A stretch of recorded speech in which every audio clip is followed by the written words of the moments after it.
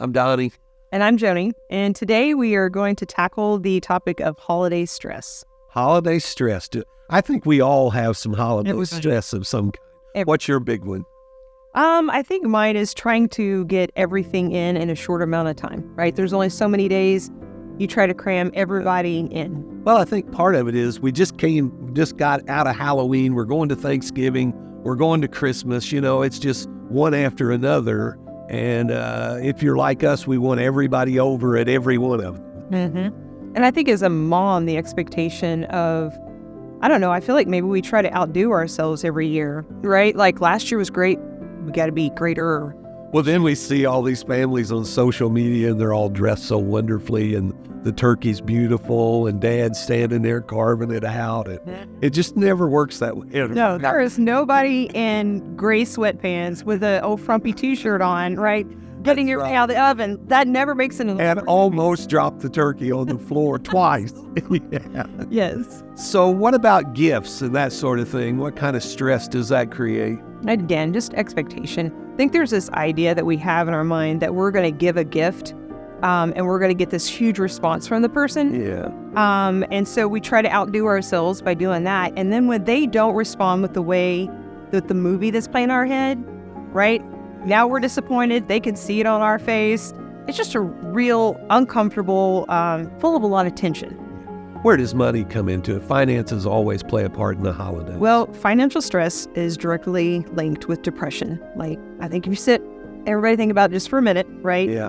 Anxiety, yes, but I think people really experience a lot of the kind of under the layers experiences of depression, not just the sadness, but that feeling of just the ho-hum, the Eeyoreness, right, that comes with it. And it seems like everybody else does it so smoothly. It really does. It seems like they manage things so much better. No problem. Yeah, no problem. So what do you think the average family has involved in one Christmas day? I mean, what does it all look like? Everybody's trying to figure out how I can go to all the places in that day, because if it doesn't land on December 25th, it's not Christmas, right?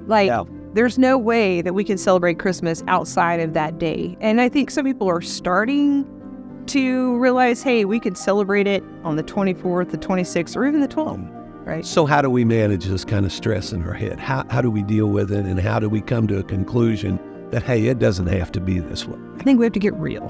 We have to be very real. My biggest thing with people when I work with them is I ask them why. So they start telling me something, and I'm always like, why? That's why? Good. I like that. Why do you have to, everybody has to go on the same day? Why? Because that's the way we've always done it. Yeah, that makes sense. And that's the way we've always done it is a big one too. Right. And then I've noticed in my life that we used to all go to mom and dad's, and now it's kind of changed and everybody comes here. So we're trying to compete with what mom and dad used to have. Absolutely. Yeah. That's a big one, right? Yeah. And if we can always remember our why, know why we're doing what we're doing. And quite honestly, I think we need to very much go back and remember why we're celebrating this holiday in the first place. Absolutely. Jesus is the reason. Absolutely. And so I'm pretty sure getting ourselves all worked up into what the tree looks like, what's under it, I think we may be missing them. Thanks for watching. We'll see you soon.